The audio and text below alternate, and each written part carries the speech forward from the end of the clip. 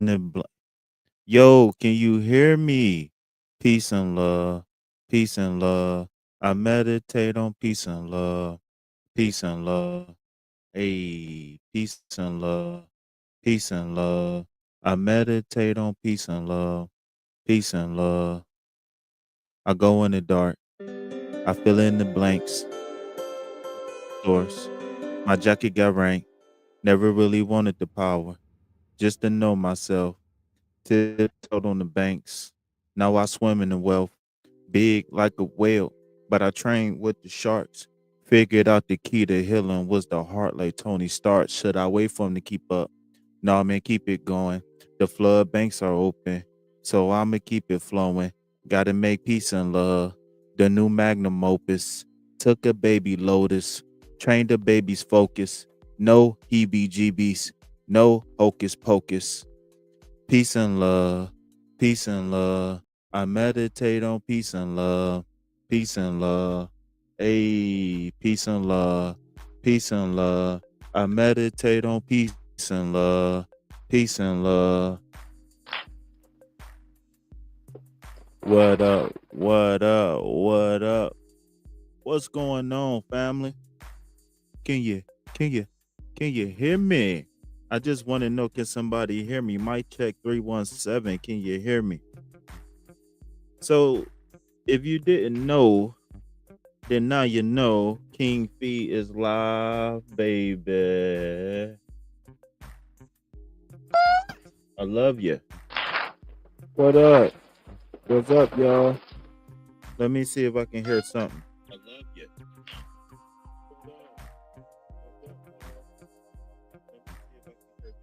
Yo, okay, we got audio. The audio was popping. My audio was popping. My audio was good. I hope you all learned something. I hope you understood. Let's see if we can get some music that I like.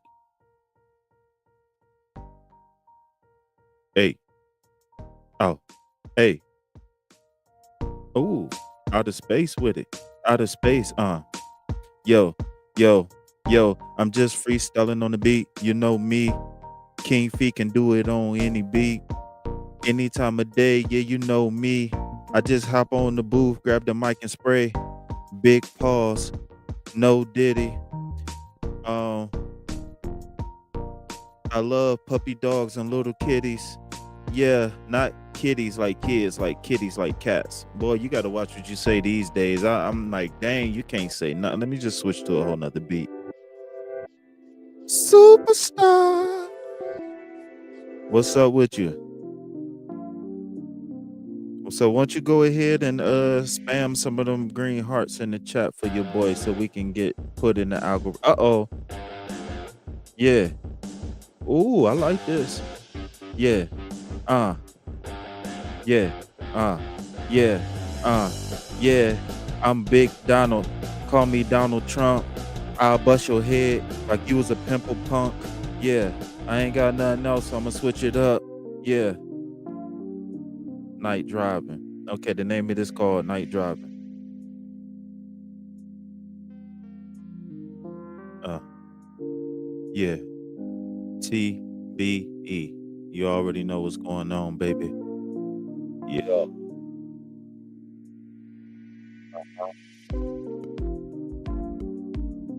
I really, I really love you, girl. I really love you, girl. I really love you, girl. You my heartbeat.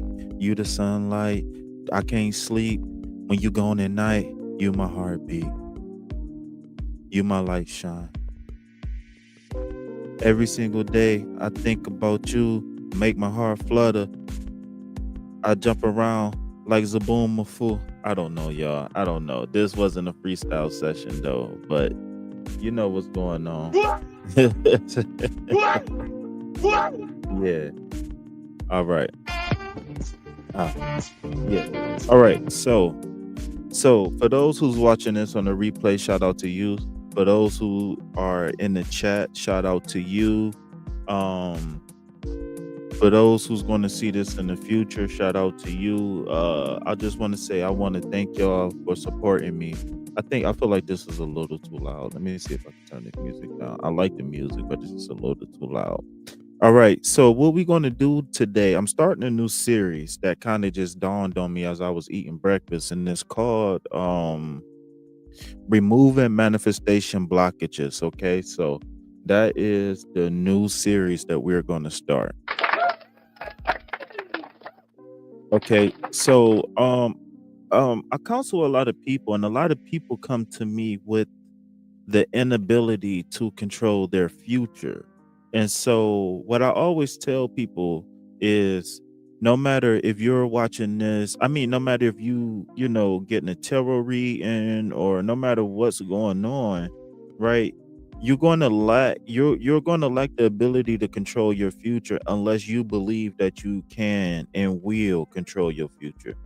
Now, of course, there are certain stumbling blocks that happen. We are what's called co-creators on this canvas. And what I mean by that is, as a co-creator on this canvas, right, we have the ability to create the lives that we want, but we also going to interact with other conscious beings on this planet that also have that same ability, right? And without any rules or regulations, right, everything is considered to be chaotic in nature. So the best thing we can do is teach individuals how to be them best selves, right? I mean, we've had different things like religion, for example, where we try to get people on the same page, group think, and then we had a lot of like laws and stuff like that that was built off of religion and stuff like that. So it's like, and mankind and humans themselves have actually attempted to get the whole co-creation thing down, right? But it's just so chaotic because you can't get everyone to think the same way, everybody to feel the same way about the same things. You understand what I'm saying? So to try to draw a picture of what I'm trying to say, it's kind of similar to cars on a road. And for the most part, most people drive, according to the laws. But of course, you got those few outliers that want to go, 60 and the 35 and stuff like that. You know what I'm saying? I'm not talking about those few people. I'm talking about, for the most part, the general public. We have to coexist in this world, right, with each other without a de facto set of laws, or I mean, I guess you can say is laws or whatever, or like what I'm saying is like morally in a sense, right? So I'm starting to get away from what I was thinking originally, right? So bear with me, y'all. I'm freestyling right now, okay? But so the thing is that I am starting this series called Removing the Block. Oh, that's what I was saying. People have to understand that they have to know and believe that they can create the reality that they want. And unfortunately, there's things that hold us back, like age and sometimes limited resources, stuff like that. They kind of hold us back from making certain, life changes, life decisions that we want. But for the most part, in general, right, we have the ability to do what we want, how we want, almost when we want, especially if you have the resources to do it. And so I think that it's going to be very, very important for me moving forward with this series, because of the simple fact that I was once a person, because of the trauma that I experienced or whatnot. I was a person who lacked vision. I lacked knowledge. I lacked understanding. I lacked wisdom. I lacked guidance, but I lacked vision. I never had a vision for myself. I had things that I was interested in, but I was always so stuck in survival mode that I could never ever truly fully be able to tap into my own potential, right? So now that I'm in a position to where I can and I will be able to tap into my own potential, and through the limitations that's been placed on me, have to overcome those things. I want to be able to share. Hey cameraman, will you stop that? Stop it. I want to be able to share some of the things that I've learned that help me kind of gain control of my reality. Okay. Because, like I said, my goal here is to help you to realize your potential and to help you maximize your potential. And I feel like if I'm not doing that, then I'm not doing my job, right? Shout out to Alien Superstar. Yeah, if you can, beautiful, please continue to copy and paste those 4 green hearts because they don't really promote when you use third party apps. You know what I'm saying? So when you use third party sites and stuff like that to go live, they don't promote you in the YouTube algorithm all like that. So if you can, drop some hearts in the chat, hit those little emojis on the side or whatnot. All right. So like I said, I'm starting this series because I want to be able to help people. And the biggest thing that you can do to help somebody is to empower them, to give them belief in themselves, to give them confidence, to help them be optimistic, right? Oftentimes we fall victim to a victim mentality, right? Double whatever you want to call that. But a lot of times we fail at life because we have a victim's mindset and we become very pessimistic. See, I didn't realize how pessimistic my mind was until I actually started to sit down and meditate.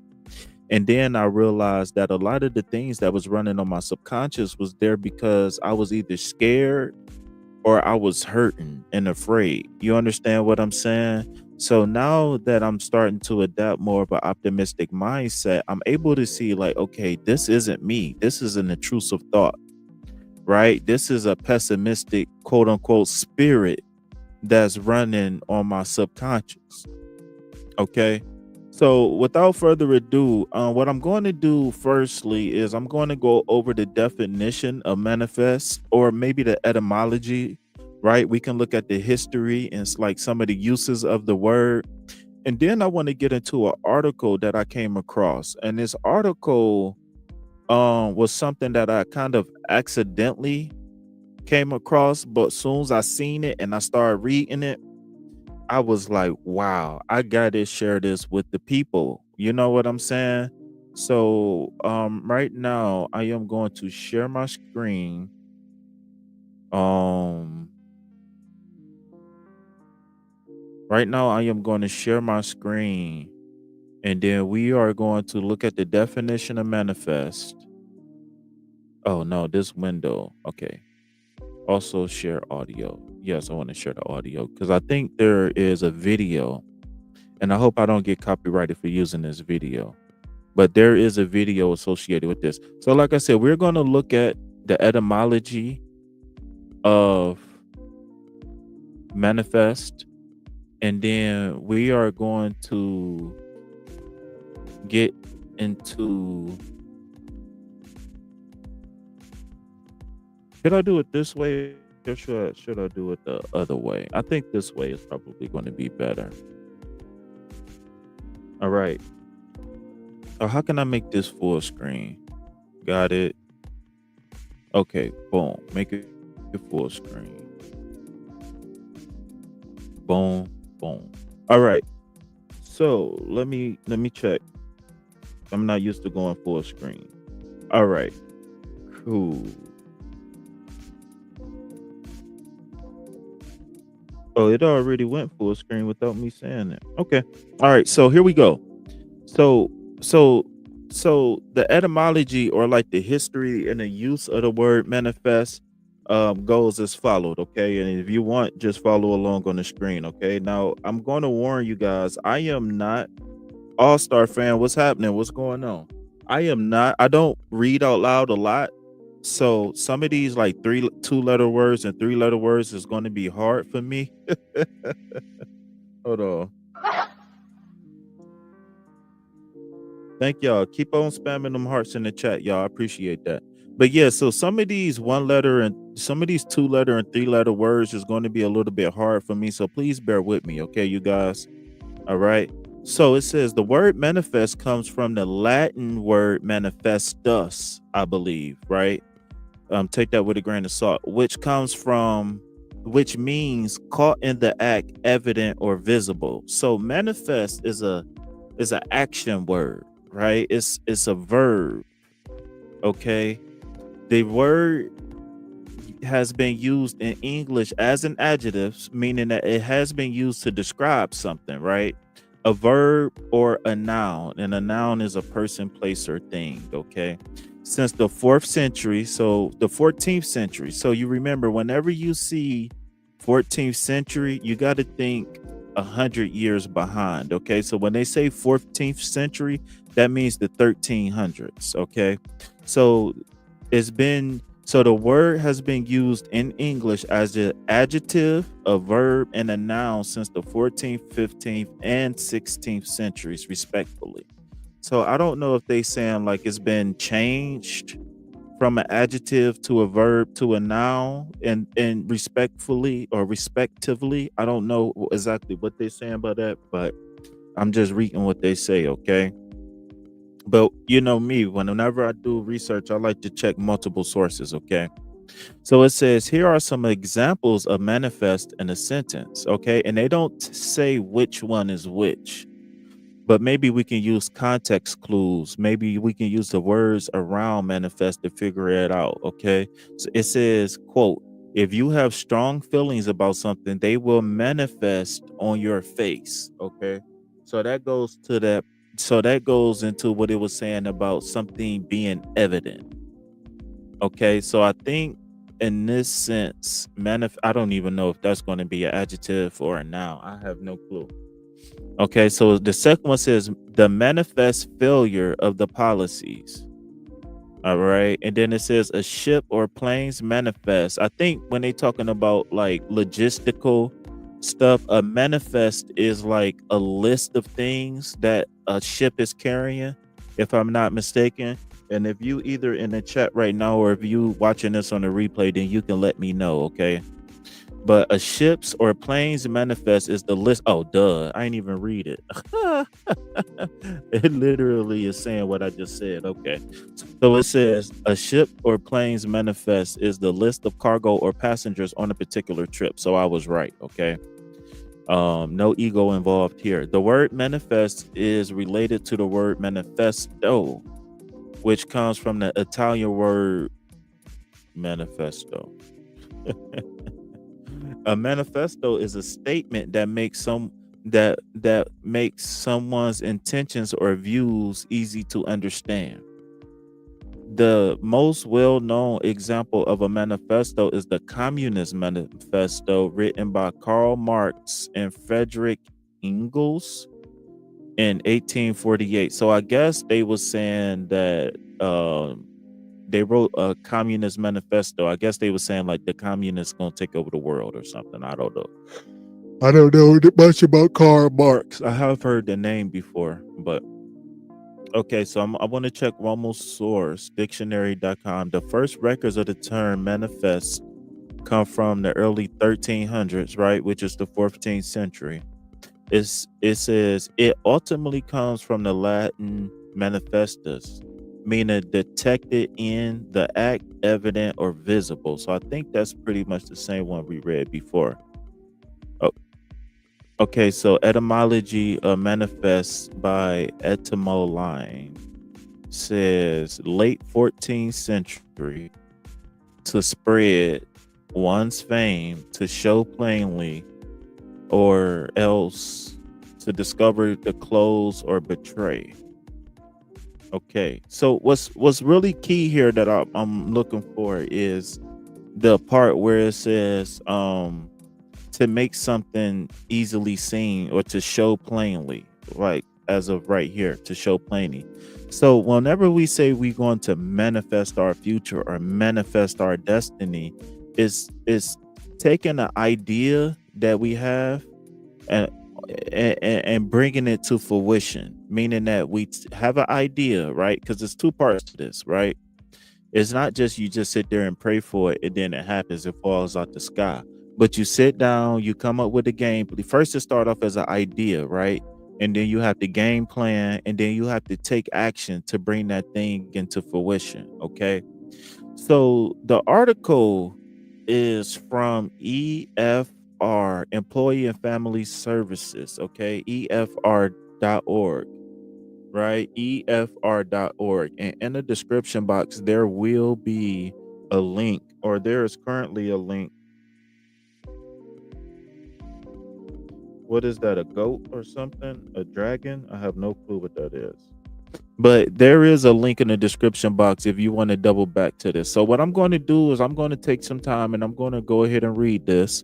So be careful, y'all, because if we got like 3-letter words, I might stumble and I might stutter a lot. Okay, so bear with me. Okay, so um, there is no author right here, but it was published October 7th, 2022 on the EFR.org website. Now, there is a few references to a psychologist here, and her name is Dr.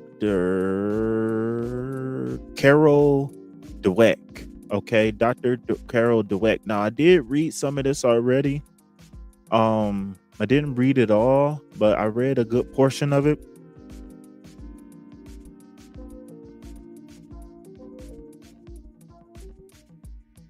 I did read a good portion of it, and I felt like it was very, very important for me to share this with you guys. So I don't know if I'm going to give credit to Dr. Direct, or however you say that name. If anybody can read Carl Dweck, she's a psychologist and an author. Okay, all right. So let's get right into it. Okay, this is a cool picture. I like that, right? So it says the power of mindset, 8 ways to cultivate a growth mindset. We all celebrate victories. Is there a way I can zoom this in for the people in the chat, or can y'all see this well? Let me see. I thought it was a way that I can zoom in. I don't know how to use it. I don't remember how to use it. Do I double tap, or do I do this? Screenshot. No, I don't want to screenshot it. Maybe if I do this. There we go. That's what I want to do. Sometimes you just got to take those 2 fingers and go to work. You know what I'm saying? You know what I'm saying? All right. So hopefully this is a little bit better for my for all of my people out there who is visually impaired. So it says we all celebrate victories, fawning over the achievements of others, yet we rarely acknowledge the failures often. No, I'm sorry. Yet hold on, let me sip my tea real fast. I need to reset on this. Yet we rarely acknowledge that failures often pave the road to success. With our with our focus locked on shining accomplishments, right? And I want to put an emphasis on shiny accomplishments. We crave success, yet fear the process that will bring us there. It's unrealistic to expect to win without ever experiencing loss. Consider these notable successful failures, right? So she's going to give examples of people or things that was successful, but they went through a hard time reaching success. And before we get to that, I want to focus on something that she said really quick, which was the fact that our focus on shiny accomplishments. We crave success, yet fear the process. There was a quote that I heard recently, right? A Bible reference, and it said that if God showed everybody in the Bible the path to their destination, then nobody would have went through with the path that it would have took, right? No matter if it was Jacob or anybody, right? If they would have known what they would have had to go through to be successful, they wouldn't have never went through it, right? And so maybe I'm butchering that, but that resonated with me very heavily, because sometimes you just don't know what to expect, right? Sometimes you have to be foolishly optimistic and say, hey, I don't know exactly what's going to happen on my path to get to this thing that I want to manifest, right? This reality I want to manifest for myself, but I'm willing to embark on the journey. And I think that's very important. Very, very important, okay? Especially these days because, we always see the success stories, right? We always see when a person is successful, but we never see what it took for that person to get successful. We don't know how many heartaches these people have endured. We don't know how many times they've been told no.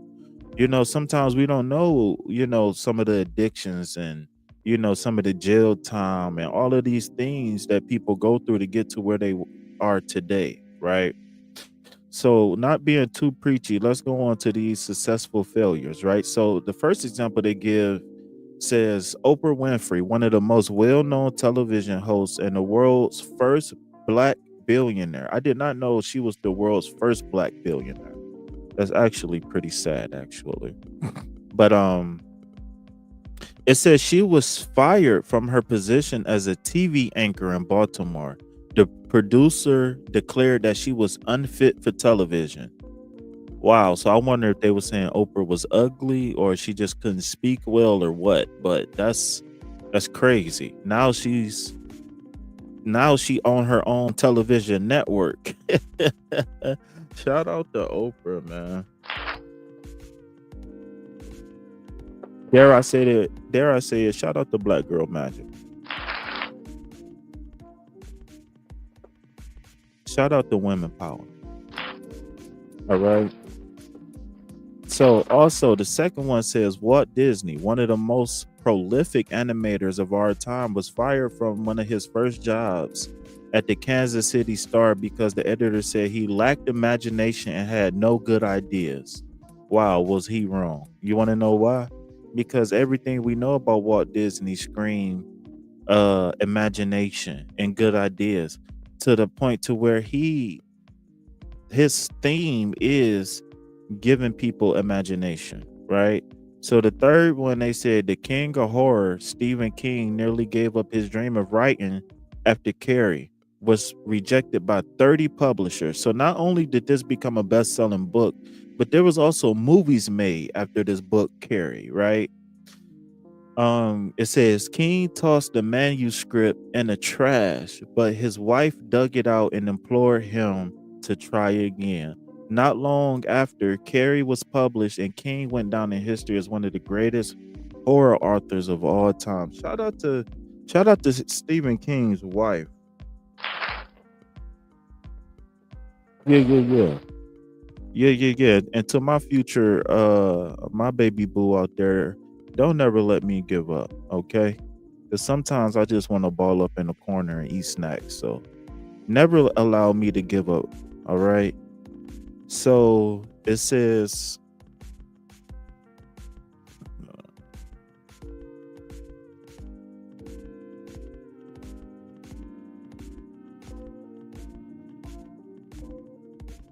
so it says, so how did their failures ultimately fuel their success? It comes down to mindset, right? Stanford University psychologist Carol Dweck is famous for research on mindset and its role in motivation, self regulation, and success. Okay. Motivation, self regulation, and success. She identifies growth and fixed mindsets, noting that the two views impact how we approach setbacks. Okay, so what she's saying is that you can either have a growth mindset or a fixed mindset, right? But depending on which one you have, it dictates how you deal with failures or setbacks. Okay, but before we dive into the growth or fixed mindsets, let's get on the same page about what we mean by mindset. Okay, so now we about to read the definition of mindset. All right. Thank you guys for being active in the chat. I really appreciate that. I hope you guys get something from this. Okay. So it says defining mindset. Mindset is a set of deeply held, powerful beliefs that shape your perception of yourself and the world around you. Okay, so what they mean by powerful beliefs and deeply held powerful beliefs is it's the program that runs on your subconscious, right? Kind of similar to the version of iOS that you have on your iPhone, or the version of Android operating system, the AOS that you have on your phone, right? A framework for work and life. It's the lens from which you view opportunities and your ability to overcome challenges. Mindset plays significant role in your relationship with success and failure. Okay. So when I talk, oftentimes, if you come around my lives or anything like that, you often hear about me talk about having a optimistic mindset versus a pessimistic mindset.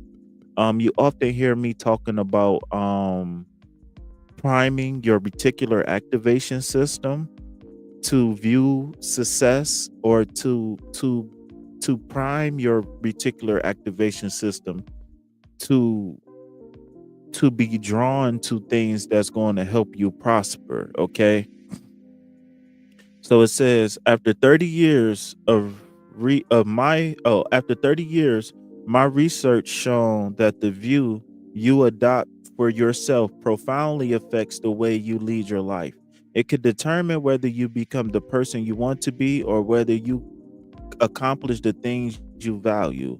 Okay, so I want to take this a step farther when she say this, and we got to realize that a lot of times the program that runs on our subconscious are ones that's been passed to us by our environment, whether that's our parents, whether that's the people that we hang around with in school, whether that's the TV. So it's much more than just the mindset that you adopt for yourself, right? Because a lot of the programs that we operate out of starts as a little child. You know, they say, "Show me an 8-year old, and I'll show you the person that 8-year old is going to be for the rest of their life." And I know I just butchered that quote as well, but but but they say by the time your brain start to become conscious and have the ability to contemplate right and wrong, whoever you are, you're going to be that way for the rest of your life, right? So so here, bringing that up to what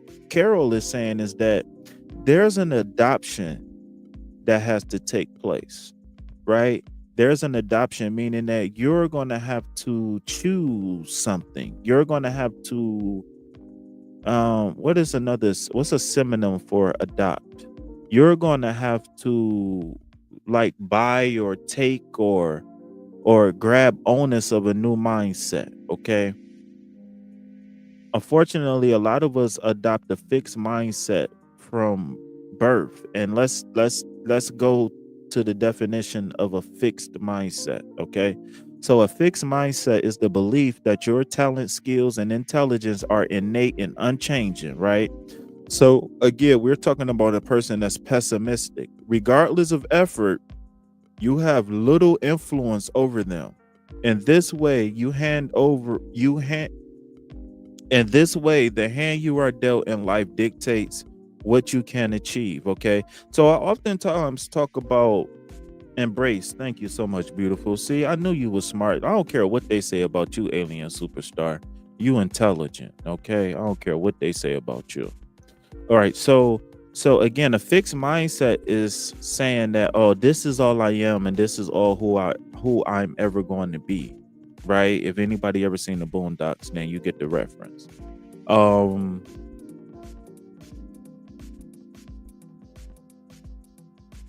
um, I oftentimes talk about having a victim's mentality.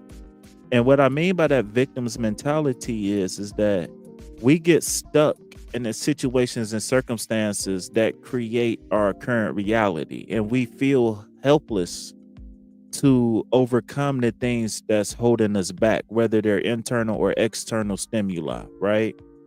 Um, I'm losing my train of thought, and I don't want to move on without making this point. But when we adopt that victim's mentality, we oftentimes reinforce that victim's mentality. We oftentimes reinforce that victim's mentality with more reasons why we can't overcome, right? Oftentimes it's like, oh, what's up, vintage? What's going on? Reconstruct. Okay. Look at you. Look at you. Look at her with the big words. Okay, then. Talking about some wait, what did I say? Retruck? I know what you mean. I know what you mean, baby. All right. Let me give you a little kissy kiss for the effort you put. Yeah. Yeah. All right. All right. So yeah, so oftentimes we are so deep in the hole of being a victim that we just feel good when somebody recognize our struggle. And we got to be able to overcome just the ability to feel validated and recognized, right? Because unfortunately, whatever situation and circumstance that got us into the current reality that we in, it's up to us to climb out of that hole, to climb out of that bucket. You understand what I'm saying? It's our responsibility. Now, I'm not saying that you can't seek help. I'm not saying that you shouldn't talk to a professional. I'm not saying that you shouldn't holler at a success coach or a counselor or a life coach or any of these things, or a pastor, a priest. I'm not saying that you shouldn't reach out for help, but what I'm saying is that at least enable for in order for you to get the process started of moving forward, you had to take the initiative to seek out whatever it is that you need to seek out to help balance you on your path in your life. Okay, she said, "Oh yeah, victim's mentality always screws my manifestations over. I'm doing good. My family is no better though. I have a place to stay for now. I'm just resting up." Okay, all right, all right. I'm happy to hear from you. I know you was affected heavily by the hurricane. Shout out to everybody who have been affected by natural disasters and for no reason at all, we haven't gotten the help we need for the people who suffer. But we can send all this. Never mind. All right. So again, right? No matter what the tarot readers say online, no matter what the counselors say, if you don't turn your pessimistic mindset to an optimistic mindset and believe in yourself, then you're going to have a struggle to overcome your current situations and circumstances, right? And that's going to lead to self-destructive behaviors, right? Gambling with money that we can't afford to lose, being addicted to drugs and alcohol, including marijuana, um, being promiscuous, doing the bare minimum, not taking care of our responsibilities, et cetera, et cetera. Okay. So there's going to be a conservative effort that need to be put forth by you, the person who wants to achieve certain things in your life. Yes, self-subject. Look at,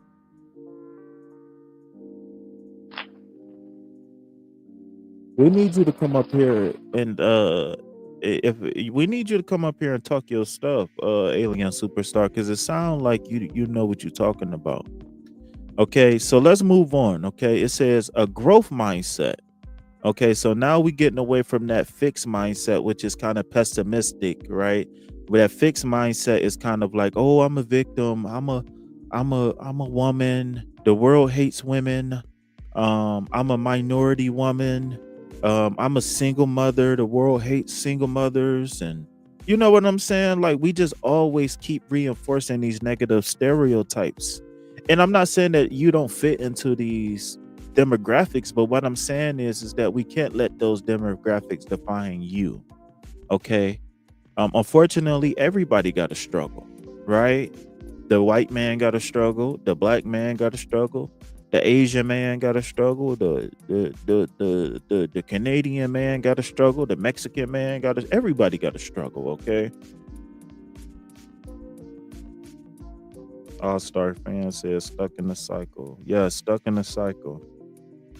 Okay, Alien. I see you. Look at Alien doing the work from a distance. I'm trying to get her to be my boo thing. Come on up here. Well, if I drop the link in the chat, would you come up here, Alien Superstar? And for anybody who might want to come up here, I will drop the link, and then we can have a conversation about this stuff when I get done with the article. Okay, so we about halfway done with the article, and then I think there's like a short video that go along with this. I'm going to play it. Hopefully I don't get copyrighted or whatever. If not, then I'll do it again. I'm about to take a nap real fast. All right, can I take 15 minutes, y'all? Look at Alien Superstar getting all the love. All right, so, and that's moderator Alien Superstar to be exact, right?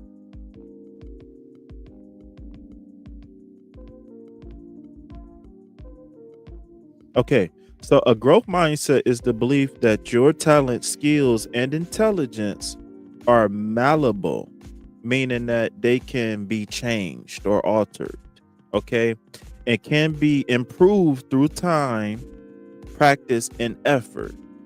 It recognizes that while everyone has different aptitudes and interests, we all have the capacity to improve, right? So, what's the separation? The separation between the two is the belief, right? The separation in between the two is the belief of pessimism, right? Which is here, right? A growth mindset, right? And optimism. All right, so let's look at pessimistic. Pessimistic. I told y'all anything beyond 2 letters, I struggle. Versus optimistic. The only reason why I know how to spell optimistic because I got Optimus Prime underwear.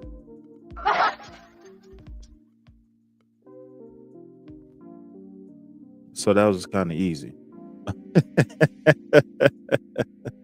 All right. So pessimistic. I like this one, right?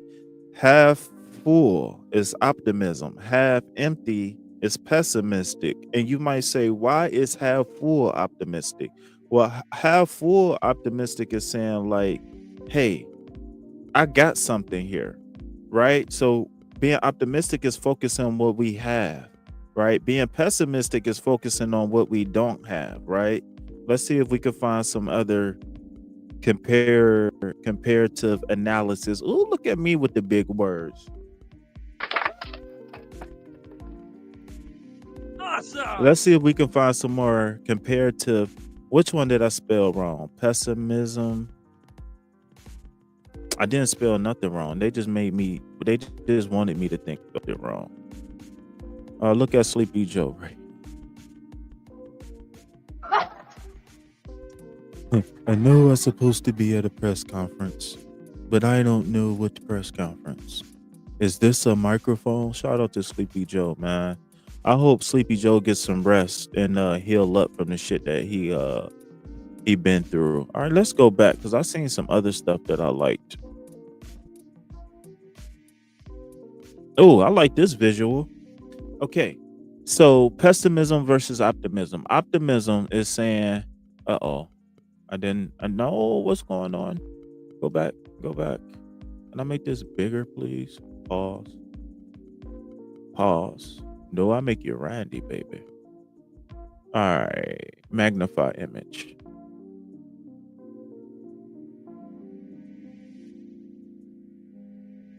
Sleep. Temporary. So optimists are described as temporary. Negative experiences won't last forever. I don't understand this yet, right? A pessimistic person says that this is a permanent experience. Negative experience will last indefinitely. I'll never understand this, or I will never understand this. All right. So an optimist is very specific, meaning adversity pertains to a narrow aspect. I'm struggling with this problem, right? Now this is only they talking about in terms of math, okay? So then a pessimist would say universally that adversity pertains to wide aspects. Instead of saying this math problem is hard, a pessimist would say that I suck at math, right? they externalize things. So recognizes factors beyond themselves. That question was tricky.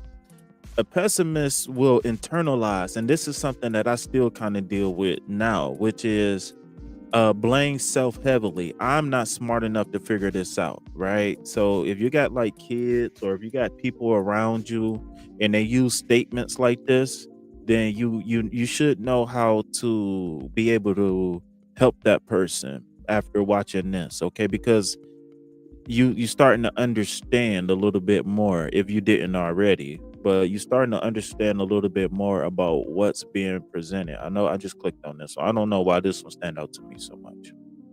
All right, so let's see if we can just find one more comparative analysis and then we can move forward. Okay, so magnify image. All right, so optimistic concurrency, no locks, allows conflicts to happen, support scaling, needs to implement manually, simple design.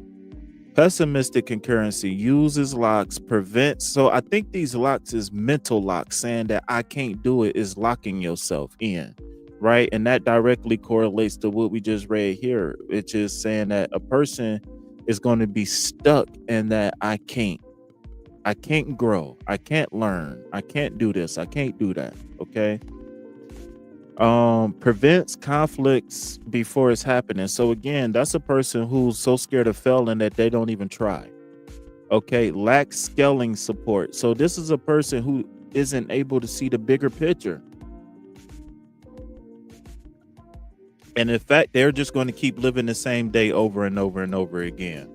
Okay, so it says the supported by databases by default. So by default, they're defeated before they even get started. They don't believe that they can overcome. Complex design. They always, I believe, intuitively speaking, I believe this complex design is saying they keep finding reasons to reinforce that negative stereotype. Okay. All right. So let's go to a few examples of a growth mindset versus a fixed mindset. So, growth mindset says talent and intelligence can be improved, leads to a desire to learn. Okay. One thing that helped me improve myself, whether that was emotional stuff or whatever, was my thirst for knowledge.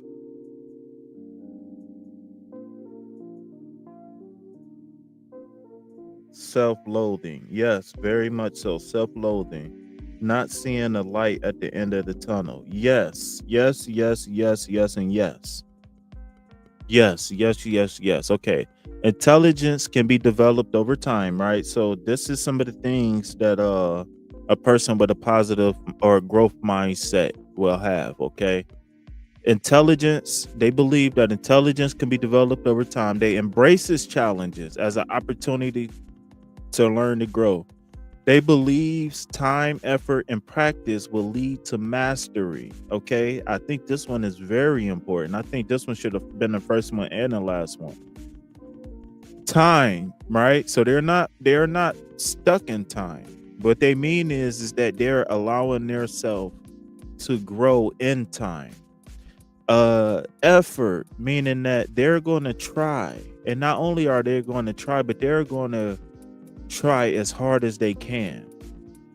Practice, meaning that repetition is very important, will lead to mastery or can lead to mastery. Okay, so it says sees failure as temporary setbacks. Okay, last but not least, oh no, second to last, I'm sorry.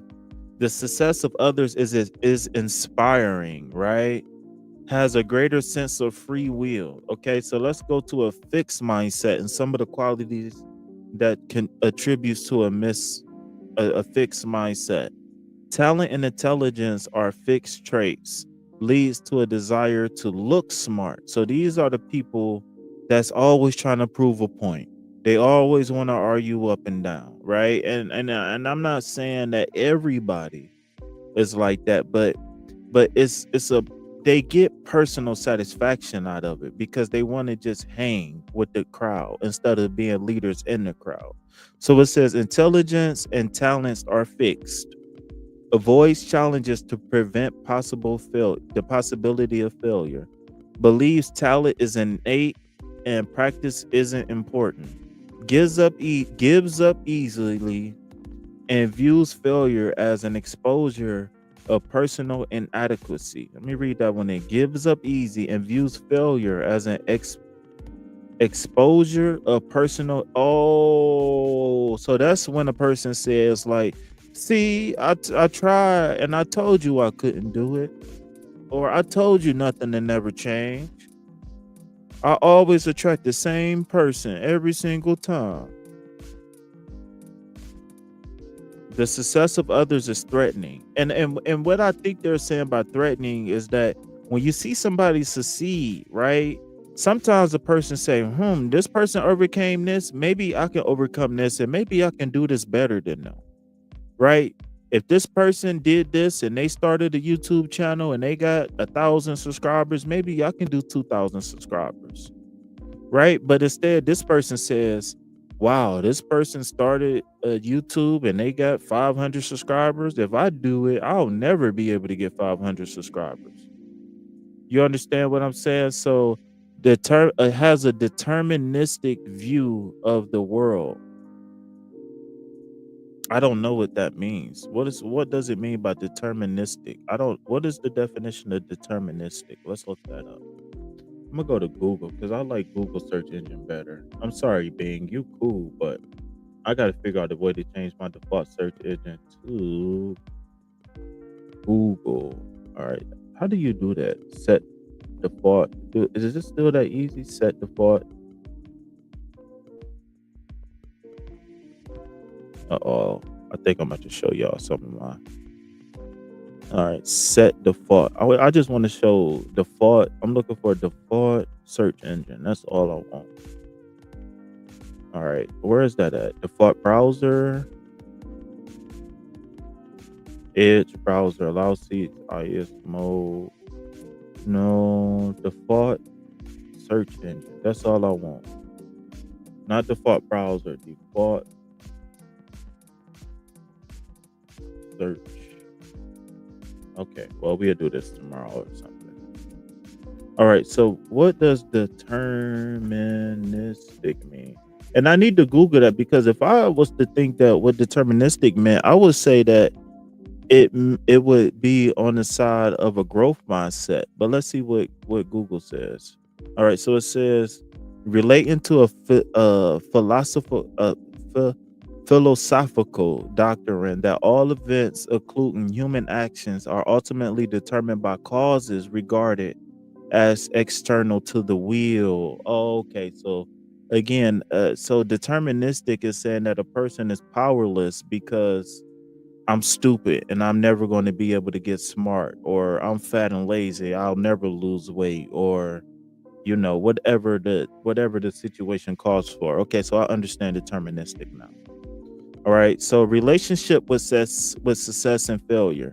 Growth and fixed mindsets approach success and failure very differently, but based on their set of beliefs. I'm reading too fast. My mind is reading faster than my mouth can talk. Okay, let's see. She says, seem like those people come out of an ego mindset. Well, I would take it a step further and say not necessarily. Yeah, I mean, I guess an ego mindset, but what aspect of the ego, right? Because I believe what you're saying is that the part of the ego of them feeling confident and accomplished, them feeling like they feel like them having to prove themselves gives them satisfaction of a certain thing. Because remember, the ego is the sum of you, right? So if you was a character in a book, right? So I would write down everything about Alien Superstar, right? So I would say Alien Superstar, she's light skinned, she's beautiful. She got long hair. What else? She's smart. She can read 3-letter words. She can count to 5. She's very forgiving, right? She's scared of dogs because she got bit by a dog as a child. All of those together make up your ego, right? So the aspect of what we think the ego is in America or in general, we think about ego as only self-confidence, right? Your self-worth. And that's a very minute part of the ego. Like I said, your ego is the sum of you and all of your events. So if you like rice, if you don't like rice, and why don't you like rice? That's a part of your ego as well. She says envy versus being inspired. Yes. Right? Yes. Right? Because a person could look at someone else's success and say, wow, I like that car. I think maybe I want to see how much that car costs. Maybe I can save up for that car in 6 months.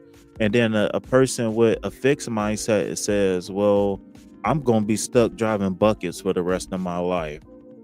My mom only drove buckets. My dad had a bucket. So I got a bucket. I keep buying lemons. All I'm going to do is keep buying lemons. All right. So a fixed mindset. Okay. Fixed mindset, success. For someone with a fixed mindset, the belief that skills are inherent and unchanging creates pressure to prove themselves. Success and achievement act as confirmation of existing abilities. Those with a fixed mindset concentrate their efforts on ways to demonstrate they are better than others. Right? I feel like what they saying right here, long story short, is saying that they do things, they might be motivated to do things not for the accomplishment itself, but to say, hey mom, look what I can do. Or hey dad, look what I can do. Or hey best friend, look at what I can do. See, I can do it too. Right? That comes from a place of low self-esteem, right? A low self-esteem.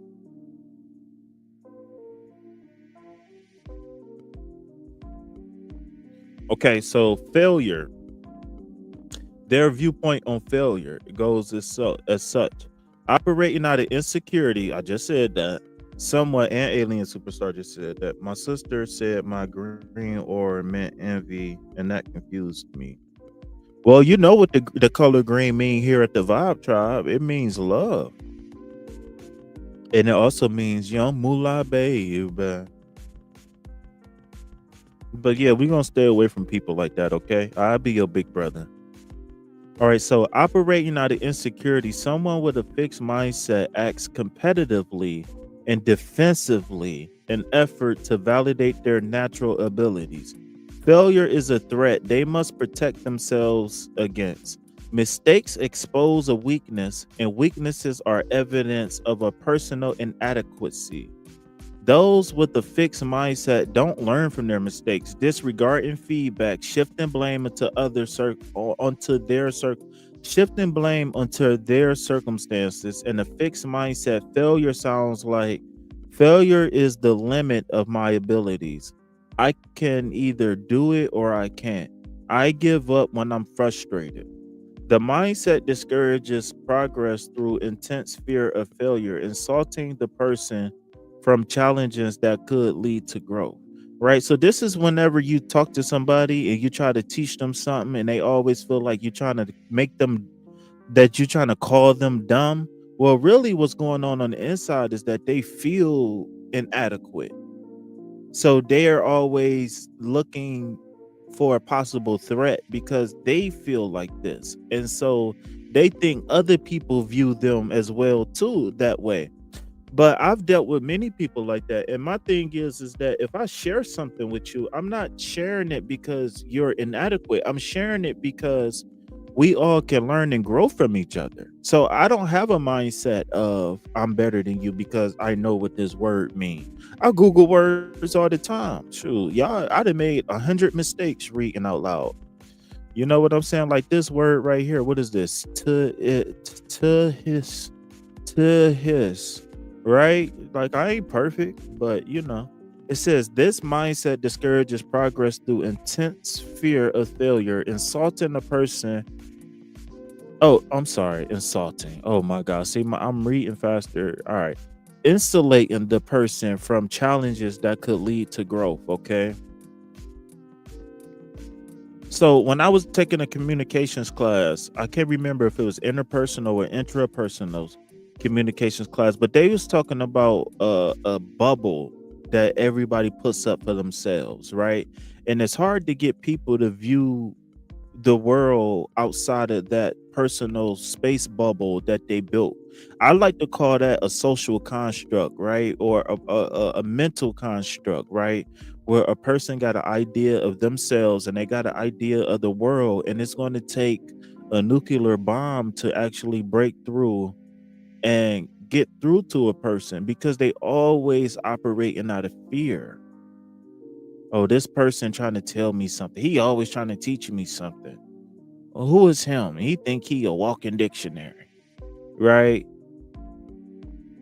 Or people, when you tell them about some success, they be like, "Oh yeah, that's cool, but how about we just go smoke some crack or let's go out for drinks?" Like, no, how about I got to get up and go to work in the morning? Like I had this one homeboy, man. He left when I used to drink. This boy, he left my house at about 3, 4 o'clock in the morning,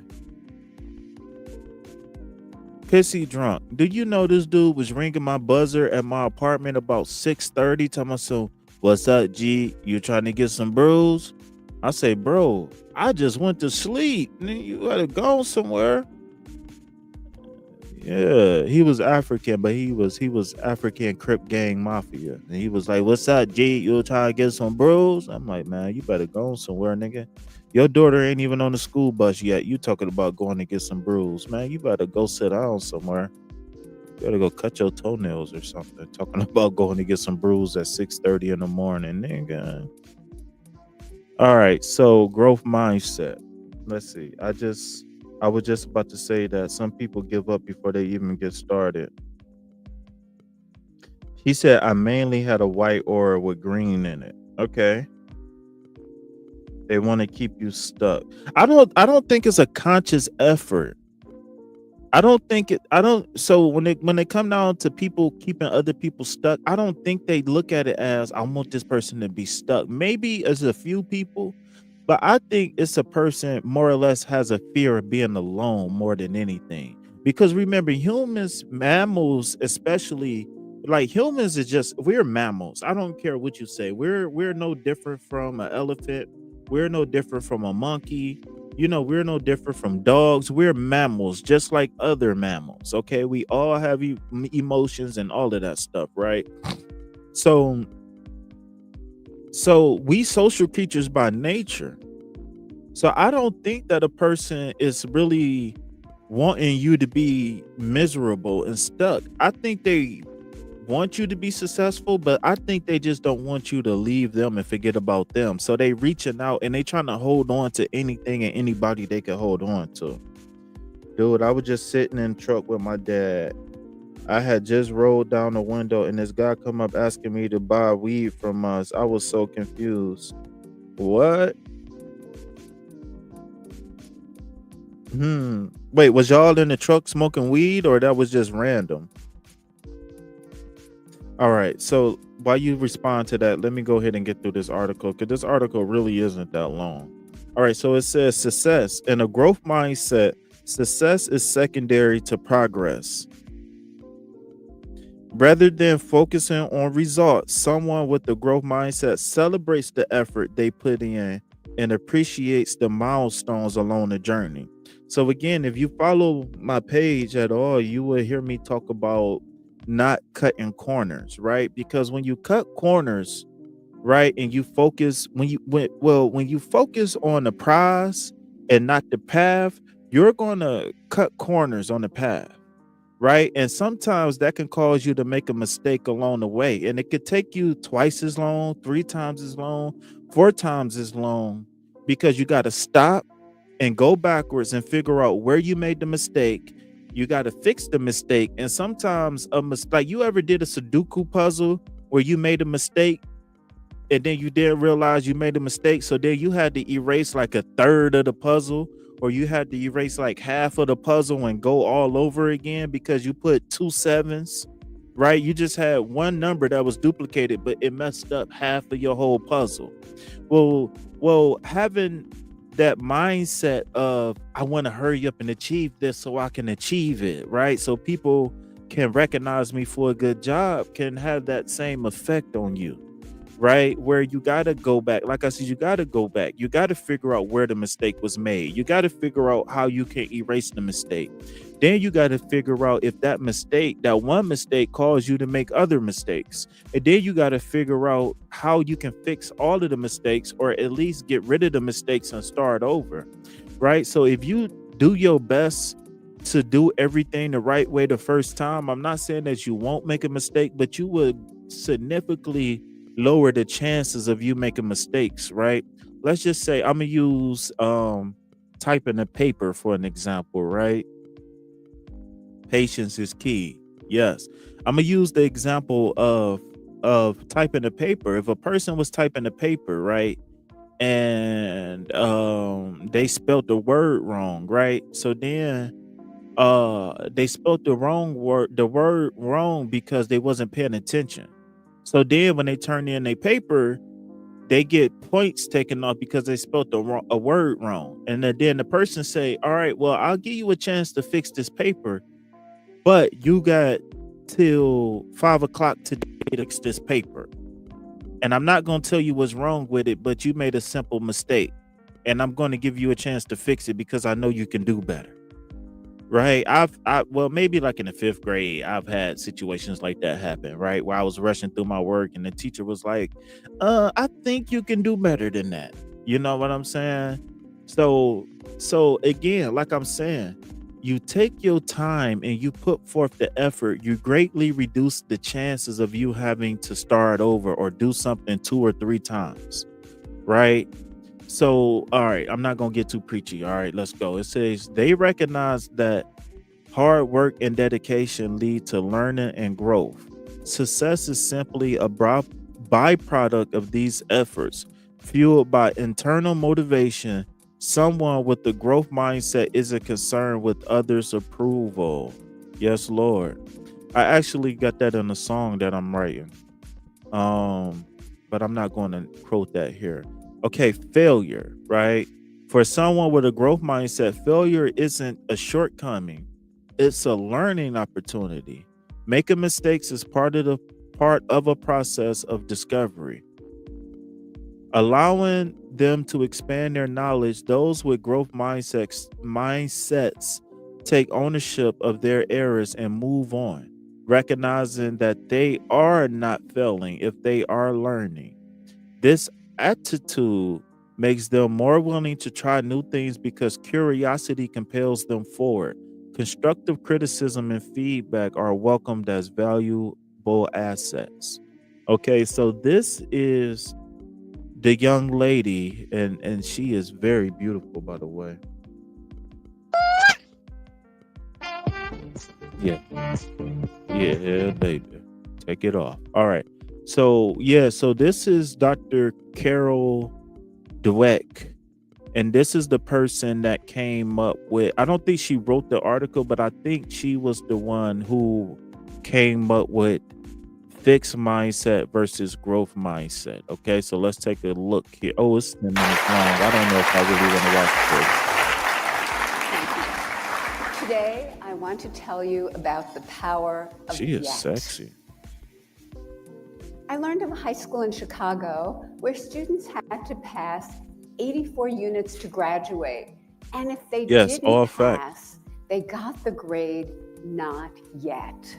I thought, isn't that wonderful? Because if you fail, you're nowhere. But if you get the grade not yet, you're on a learning curve. Not yet gave them a path into the future. And not yet also helped me understand a critical experience early in my career. To figure out how kids coped with challenge, I gave 10-year-olds some problems that were a little too difficult for them. Some of them reacted in a shockingly positive way. They said things like, I love a challenge, or I was hoping this would be informative. Man, you can tell by her speech pattern that she a psychologist.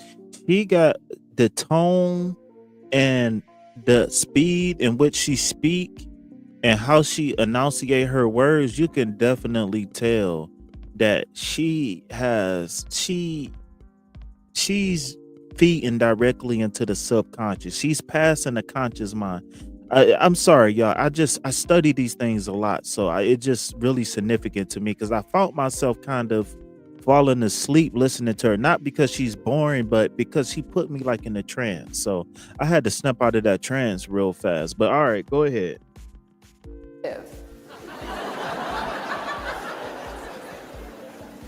They understood that their abilities could grow through their hard work. They had what I call a growth mindset. But other children, for them, it was tragic, catastrophic. From their more fixed mindset perspective, their core intelligence had been tested and devastated. Instead of the power of yet, they were gripped by the tyranny of now. So, what did they do next? In one study, after a failure on a test, they said they'd cheat next time instead of study more. In another study, they found someone who did worse than they did so they could feel better. And in many studies, we found they run from difficulty. Let's look at how that looks in the brain. Mosher and his colleagues measured from the brain as kids encountered errors. Processing the error shows up in red. If you look at the fixed mindset brain on the left, nothing is happening. But if you look at the growth mindset brain on the right, it's on fire with yet. They're processing the error deeply, learning from it, and correcting it. So, how are we raising our kids? Are we raising them for now or for yet? Are they focused on the next A or test score instead of dreaming big? Instead of thinking about what they want to be and how they want to contribute to society? And if they are too focused on A's and test scores, are they going to carry this with them into the future? Maybe because many employers are coming to me and saying, we've already created a generation of young workers who can't get through the day without an award. So, what can we do? How can we build that bridge to yet? First, we can praise wisely.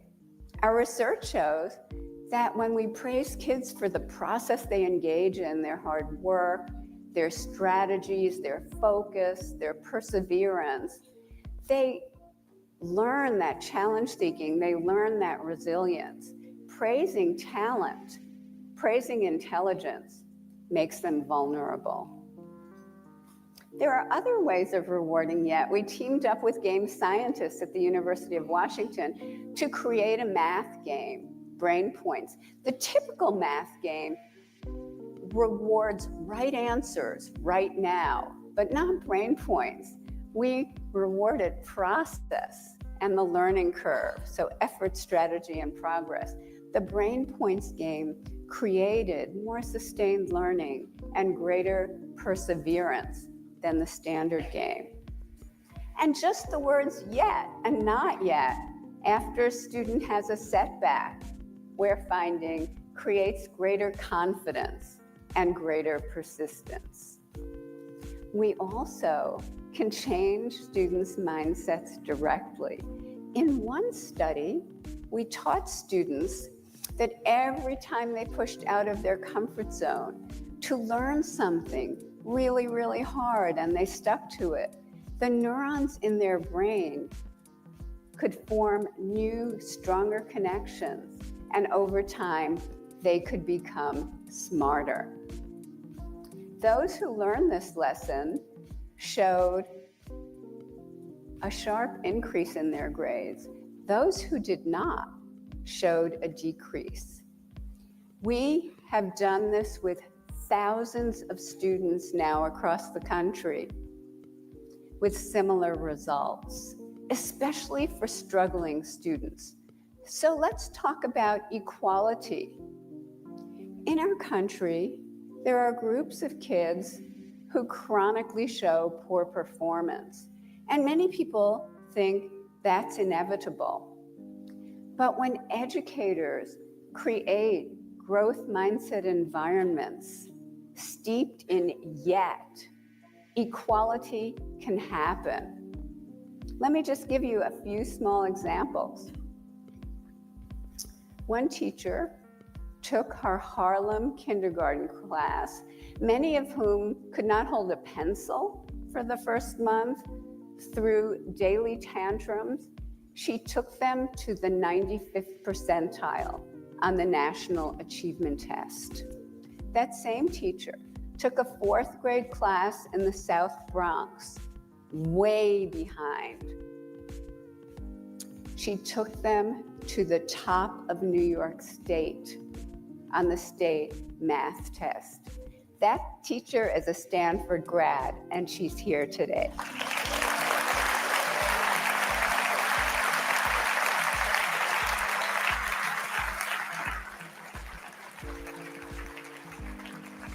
And another Stanford grad, a PhD student, Stephanie Freiberg, now a professor, went back to her Native American reservation in the state of Washington. She transformed the elementary school in terms of a growth mindset. That school had always been at the bottom of the district, at the bottom of the state. Within a year to a year and a half, the kindergartners and first graders were at the top of the district in reading and reading readiness. That district contained affluent sections of Seattle, so the reservation kids outdid the Microsoft kids. And they did it because learning a growth mindset transformed the meaning of effort and difficulty. It used to mean they were dumb, and now it means they had a chance to get smarter. Difficulty just meant not yet. Last year, I got a letter from a 13-year-old boy. He said, "Dear Professor Dweck, I read your book already." I like the fact that it was based on sound scientific research. That's why I decided to test out your growth mindset principles in 3 areas of my life. As a result, I'm earning higher grades. I have a better relationship with my parents. I have a better relationship with the other kids at school. I realize I've wasted most of my life. Let's not waste any more lives, because the more we know that basic human abilities can be grown, the more it becomes a basic human right for kids, all adults, to live in environments that create that growth, to live in environments filled, overflowing with yet. Thank you.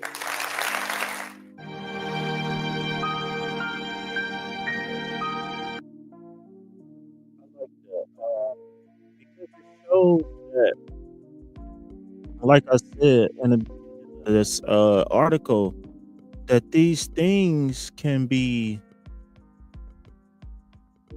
done at a very early age. A lot of people that we see as 30, 40, 50-year-olds, and we want to call them a failure and we want to say these things, but really these people are plants that was seeded a long time ago.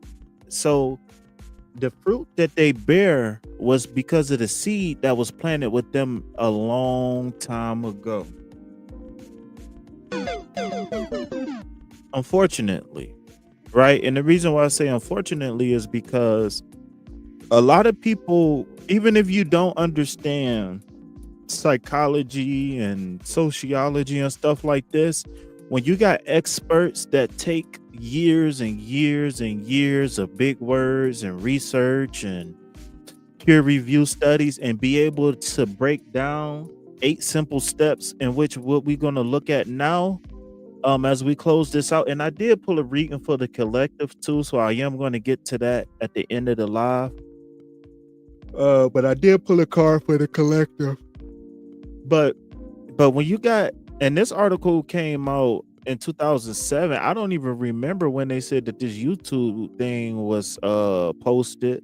Maybe I can go to Stanford and check that out later. But unfortunately, man, stuff like even something as simple as this isn't promoted in the general public. Like I said, I was researching.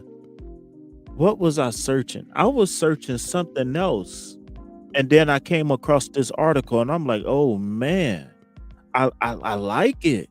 I really like it. And I feel like, and I'm all about, see, the thing about me is I like to give practical solutions to problems, right? If you come to me with a problem and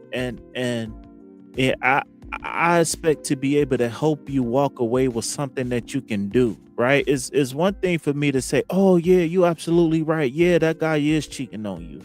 Or yeah, that girl is using you for your money, or whatever the situation is, right?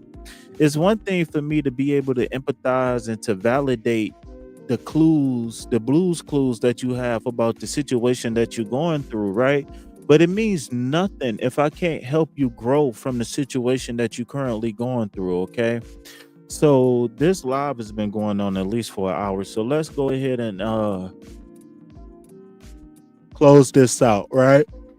So now that we got some of the theory and some of the insight behind the two different mindsets, let's go into how we can actually fix it, okay? And I love that she uses the number 8, because the number 8, remember in tarot, is certain numerology schools, and the 8 is the action number, right? The 8 is the infinity sign upwards, okay? So steps to cultivate a growth mindset. A growth mindset is conducive to success because it enables you to step out of your comfort zone. Your comfort zone. Look, I sound like I'm from Memphis. What's happening, man? Play me some pimping, man. Your comfort zone. All right. Learn from your mistakes and remain resilient in the face of setbacks. Cultivating a growth mindset takes intention, right? So that means that it takes conscious effort. All right. Emphasis on intention. We got to be intentional when we want to manifest, right? We got to, it's so there's not just spiritual words. These are not just cult words or occultic words or nothing like that. These are scientific words. These things are very prevalent in the everyday world of psychology, okay? So cultivating, right? Or manifesting, right? We can interchange these words. Manifesting a growth mindset takes intention, but over time you will reap the rewards or the benefits. I'm sorry. You will reap the benefit of greater motivation, achievement, and joy. There are a few ways you can begin tapping into, right? What do people always say?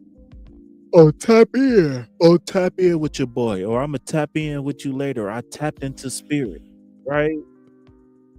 These are a few ways you can begin tapping into and developing a growth mindset. Number 1, identify areas where you have a fixed mindset. Your mindset isn't static. You probably have a growth mindset in certain areas and a fixed mindset in others. To identify where you have a fixed mindset, pay attention to where you tend to avoid or quit something you know is good for you. Me, Candy. Feelings of boredom, anxiety, and discomfort can also signal areas you view as unchangeable. Number 2, seek feedback.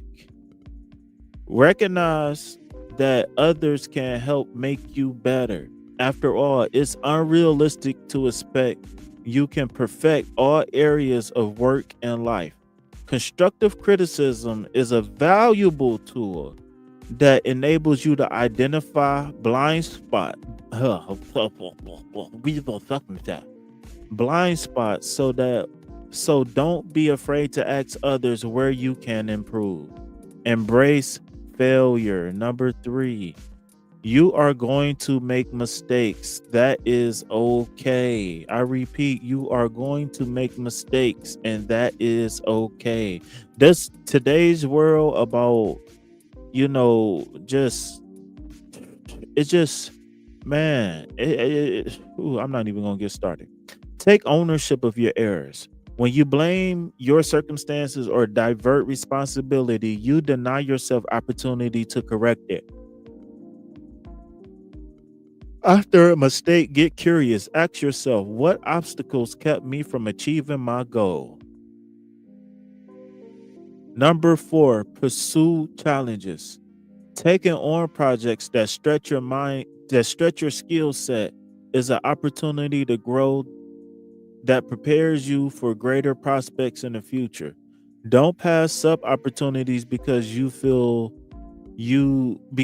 don't feel as if you have a firm grasp on the skills required. Reframe how you think about challenges. Think of them as opportunity, experiment, and adventure. Okay? Ask questions. Take advantage of others' expertise by asking questions. After all, no one knows everything. Rather than being intimidated or embarrassed about your lack of knowledge, get curious. If you're afraid of looking dumb, remember that the judgment you fear from others isn't as harsh as your own inner critic. That is so true. Don't worry, y'all. It's almost over. I only got a couple more big words to struggle through, and then we're going to get up out of here. It says, take pride in the journey. Focus on your progress, not results. When you fixate on the end goal, you lose sight of lessons you can learn along the way. The point is to learn and grow, not achieve. Number 7, praise effort, not abilities. Right? Whenever I was working with kids and I would like the after school programs, or even like with some of my ex step kids and stuff like that, like when we was doing homework, I would say they would always say, "Oh, I can't do this. It's too hard." I was like, "Look, I don't expect you to get it right. I don't expect you to be perfect, but I want you to at least try. I want you to try. You put in the effort, you'll be surprised at what you can do." Right? When it come down to kids, well, people in general, but when it come down to kids, I always believe in setting the bar high and don't be disappointed when they fail. Right? Because the room where they do come up short is where you have room to teach. Right? So we don't expect a 5-year-old to be perfect. We don't expect a 10-year-old or a 12-year-old to be perfect. Right? But we give them room to explore their aptitude. Right? We give them room to explore their level of maturity with said responsibilities that we place upon them. Right? And then wherever they fail, we just pick them up and teach them and kind of nurture them. All right?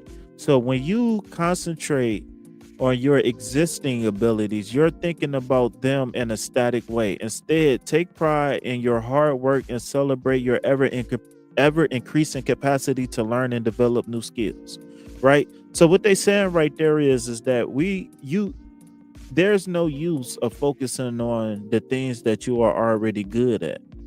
Right? You are already good at them. Right? Some things you might have perfected.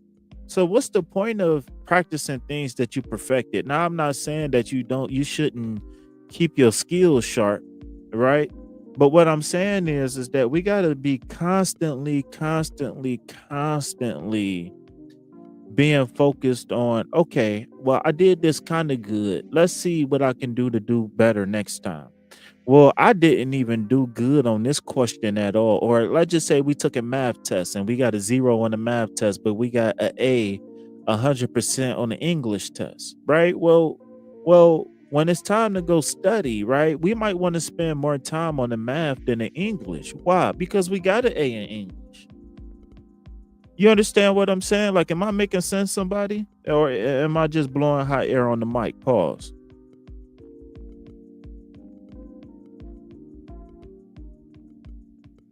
But it's to no benefit. That's just like LeBron James, right? You think LeBron at 6'8" with a 40-inch vertical, right? So that means at 6'8", the rim is 10 feet, right? So let's see, 40 inches, 12, 24, 38. So that's 3 feet, right? So then you combine the length of his arms, which is probably another 3 feet, right? So that means that LeBron could possibly, with his arms stretched up in the sky, he could be jumping up to like 12 feet. So you think LeBron is going to really be in gym practicing? Oh man, I can jump 6 inches and dunk the ball. You think LeBron really gonna be worried about dunking the ball in practice? He gonna spend an hour a day dunking the ball? No, he gonna spend time shooting that ball, or working on his dribble moves, or working on defense. Why am I gonna go dunk the ball 100 times knowing that I've been dunking the ball for the last 20 years? That doesn't make me a good basketball player. Making me a good basketball player is being able to expand and broaden my skill set. All right.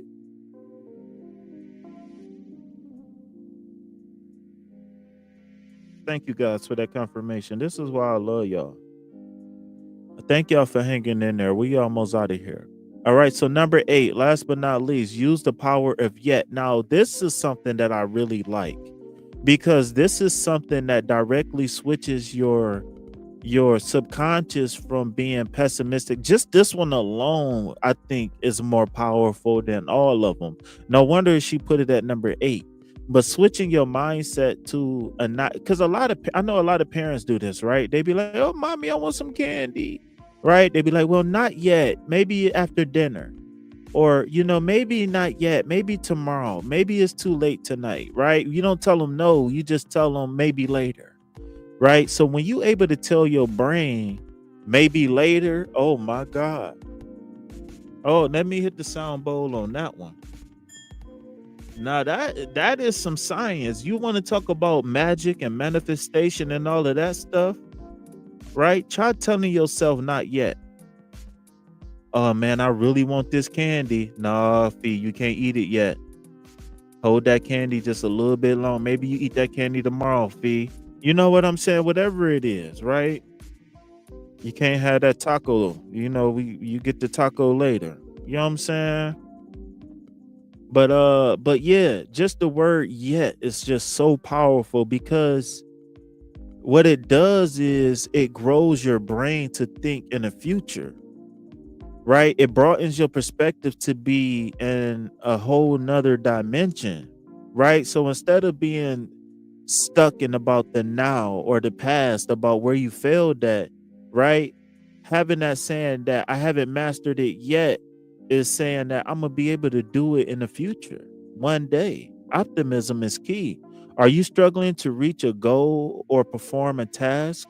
Remind yourself you haven't mastered it yet. Reframing the challenge by using yet leaves room for possibility and reminds you that you can still move forward despite setbacks. That is powerful, man. That is powerful. So I was in this little group with Minister Jew. If y'all don't know, Minister Jew is the imagination guru, right? Go check him out on YouTube, the imagination guru. So in his private group or his private ministry, he had this manifestation technique called check for the check, right?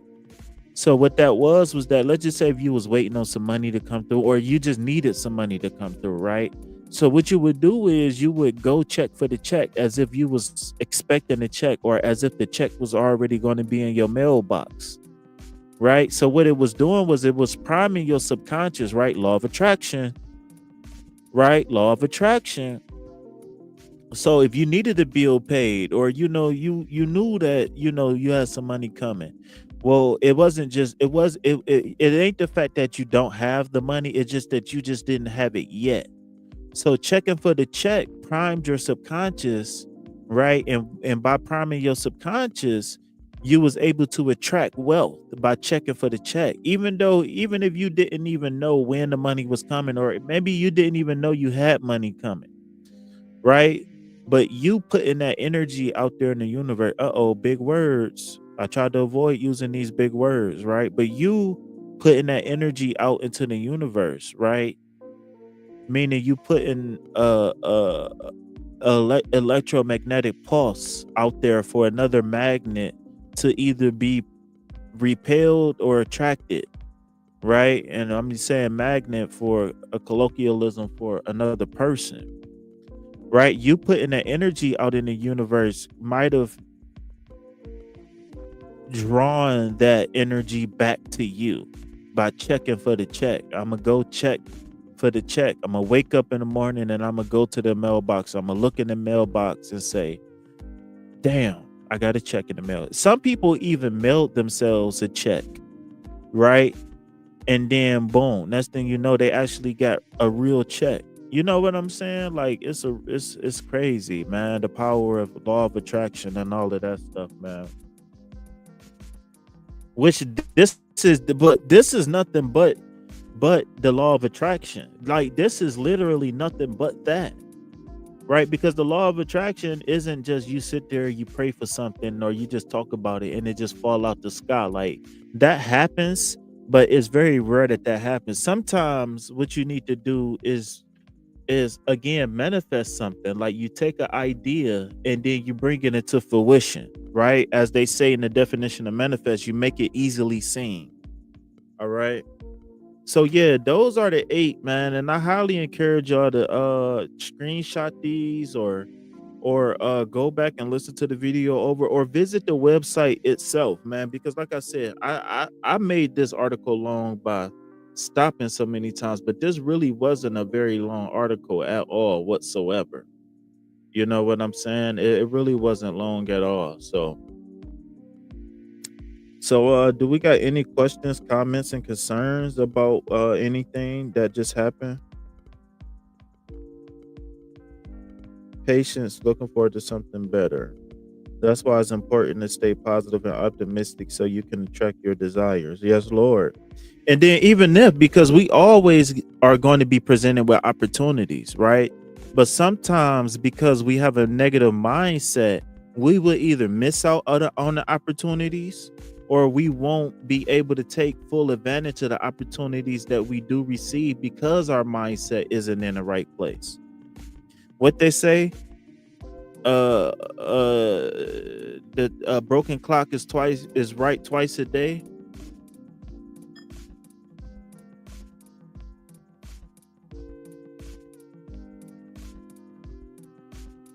All right, so I am going to talk a little bit about the card that we got today. Stop screen. All right, so the card that I pulled for the collective today was look, All-Star fan thirsty. You ain't gonna hit my Cash App, All-Star fan. Why you so thirsty? All right, so we got the 6 of Swords, okay? So if you don't have a visual of the 6 of Swords, maybe I can pull up the 6 of Swords real fast, okay? 6 of Swords.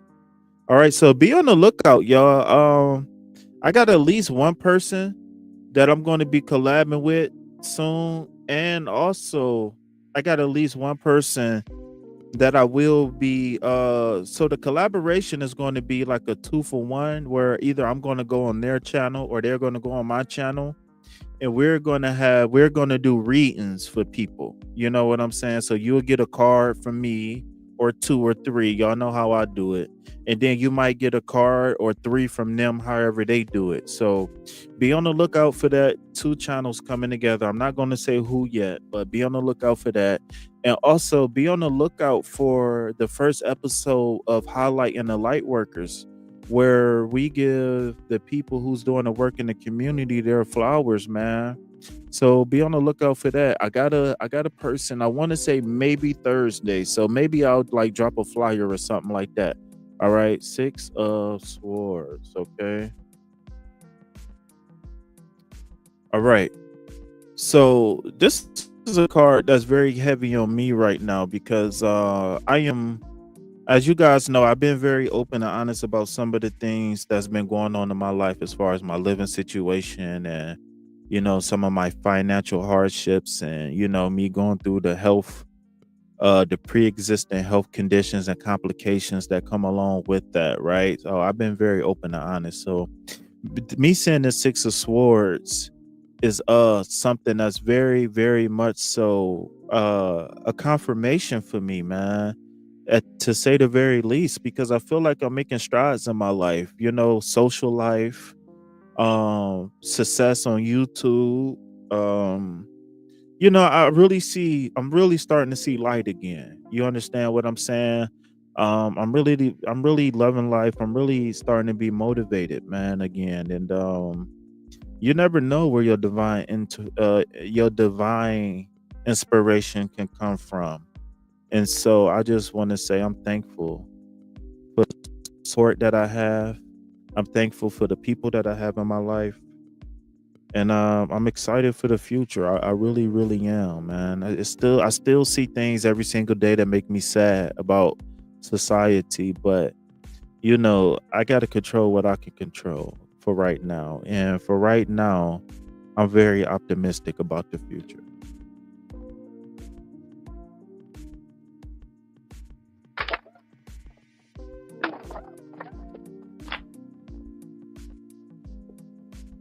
All right, so let's share this screen and get this thing popping.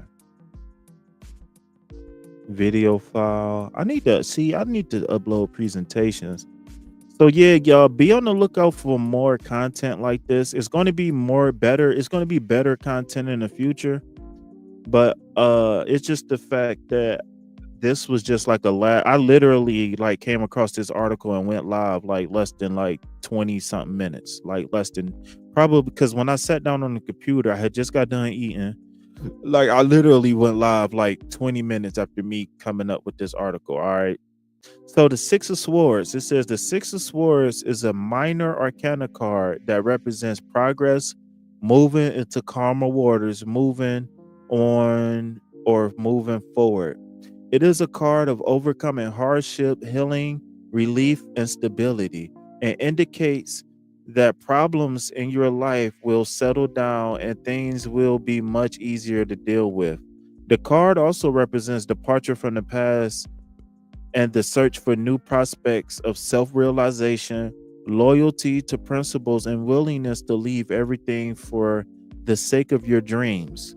A long journey, a long trip, a road at night, in the evening, and the ability to move on without looking back at your past. This is something that resonates with me because I've done a lot of traveling over the last few years, and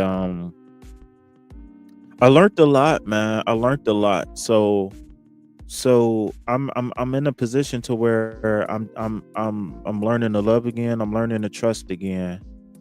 And more importantly, I'm learning to love myself, and I'm learning to love myself again. And to add just another layer to that, I'm understanding that I got to take control and I got to project what I want out in the world. All right. So, upright, regretful but necessary transition, rite of passage, right? So, how I like to interpret, right? How I like to interpret this card is the grass is greener on the other side. I repeat, the grass. Six of Swords, meaning, because they give you a whole bunch of different results when you type the word meaning in, right? So the Six of Swords is indicating that there's some sort of travel, whether it's internally, meaning like you go exploring different emotions and stuff like that, or it could indicate that you could be traveling physically, right? But the reason why I say that this card represents the grass is greener on the other side is because you got a man here, and I can't remember what these long poles is called, but somebody has told me that before, right? But it seemingly have a man with a woman and a child, and they're navigating some pretty choppy waters, and they're going to some pretty calm waters, right? And it looks like whatever was going on in the past, right? This lady, her head is down, and the little kid, you can't really see much.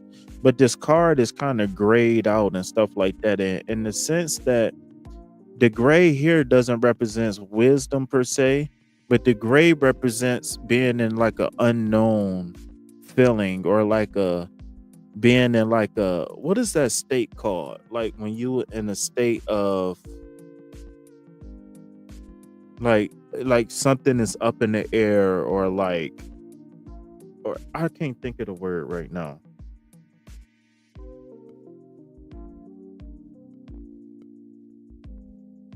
The state of limbo, right? Not light, not dark, but kind of in the middle, okay? So it says travel, movement in a more positive direction, progress made, results are finally on the horizon. Okay. So if you've been praying for anything, you've been, manifesting, you've been visualizing anything. This card is saying is that it's on the way. I'm on the way. Yeah, yeah, yeah, yeah. It's on the way, baby. So I'm gonna go ahead and get off here, but I want to play the sound bowl for a minute, man. I want to play the sound bowl, man, and I just want to vibe out a little bit, y'all. All right, so I just want to say peace, love, health, and wealth to everybody who's watching this, who's going to watch this. I appreciate all the love and the support. Thank you all. All right, so let's get a little bit of sound bowl, and then we're gonna get on up out of here. All right.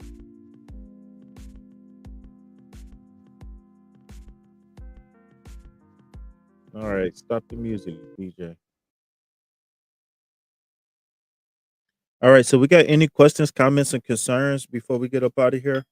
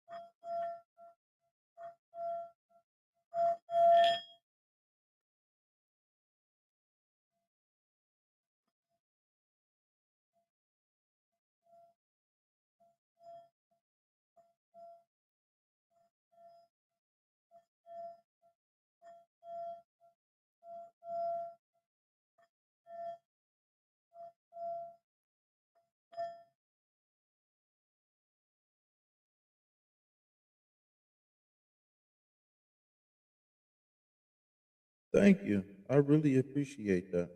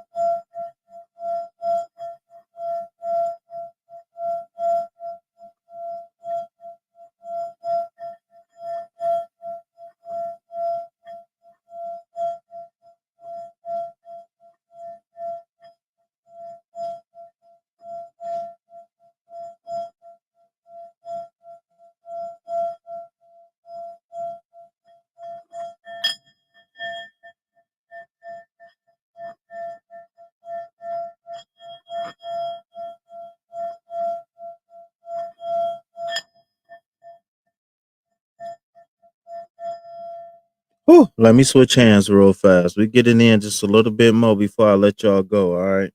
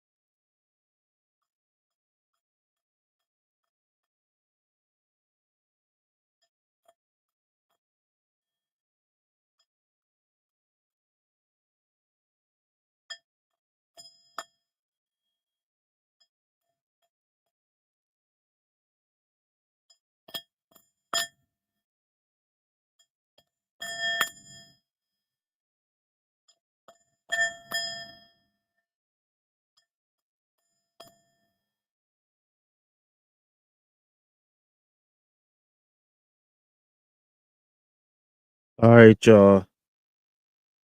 All right. We up out of here, man. If don't nobody got no questions, comments, concerns, donations, or I'm just playing. But if don't nobody got nothing else, man, I'm gonna go ahead and I think I'm gonna go ahead and step, step like this, step, step like this. I'm gonna step. Step like this, I'm a step, step, step. Like this, I'ma step, step like this, you know?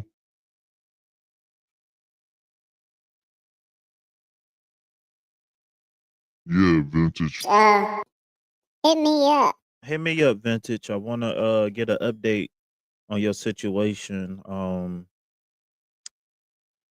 Uh, I apologize for not hitting you up, but I'm happy to hear that you're doing okay. So, yeah, hit me up. Let me know what's going on. As always, I'm praying for you. Alien Superstar, I just want to say thank you for being beautiful and smart, and thank you for being so supportive. Um, All Star fan, you already know what's going on, man. I appreciate you.